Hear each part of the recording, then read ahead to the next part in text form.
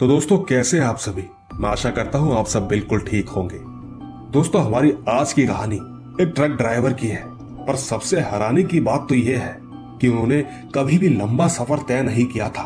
और जब पहली बार उन्होंने ये सफर तय किया तो इसी बीच उनके साथ ये बड़ा ही भयानक हादसा हुआ। बस मेरी आपसे इतनी गुजारिश है कि आप अगर इस कहानी को पूरा सुनेंगे तो आपको सच में बहुत ज्यादा मजा आने वाला है। साथ ही अगर आप पहली बार मेरे इस चैनल पर आए हैं तो चैनल को अभी सब्सक्राइब करके बेल बटन ऑल पे जरूर कर लीजिए। ऐसा करने से हमारी और आपकी नजदीकियां बहुत बढ़ जाएंगी। तो दोस्तों, ज्यादा ना समय लेते हुए जल्दी से अपने अपने हेडफोन लगाएं और शुरू हो जाएं मेरे यानी महेश के साथ। दोस्तों, मेरा नाम धीरज है और मैं हरियाणा का रहने वाला हूं। हमारे यहाँ पर अक्सर ट्रक ड्राइवर की संख्या बहुत ही ज्यादा होती है।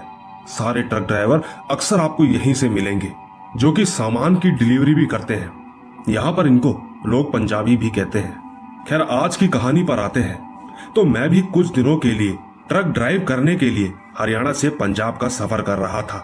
और उसी बीच ये घटना मेरे साथ इस तरह घटी कि मैंने उसके बाद से हमेशा देर रात ट्रक चलाना ही बंद कर दिया है।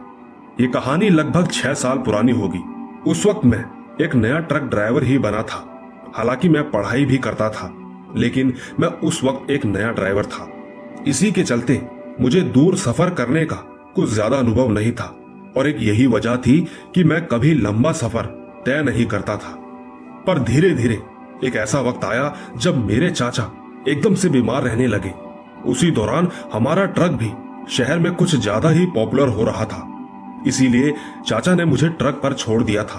उन्होंने कहा कि अब ये तुम्हारी ही जिम्मेदारी है, तुम माल की डिलीवरी अच्छे से कर सको और अब तो तुम लंबा सफर भी तय कर सकते हो। दोस्तों, उस वक्त मेरे चाचा कुछ ज्यादा ही बीमार रहा करते थे, इसीलिए मुझे दोनों ट्रकों को अकेले ही संभालना पड़ता था।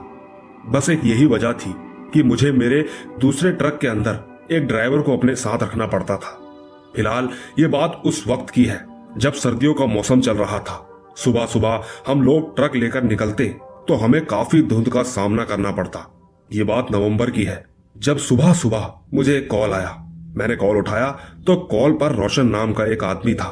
फिर उस आदमी ने मुझे कॉल पर बताया कि वो एक बिजनेसमैन है और वो चाहता है कि उसकी कंपनी में गाड़ी, बाइक आदि के पार्ट्स उपलब्ध हो। दोस्तों, मेरा काम तो डिलीवरी करने का था, इसीलिए उन सामानों की डिलीवरी के लिए मुझे बुलाया जा रहा था।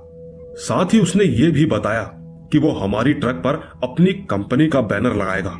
हमारे लिए ये एक बहुत बड़ा ऑर्डर था, तो किसी भी तरह से गलती की तो कोई गुंजाइश ही नहीं रहनी थी।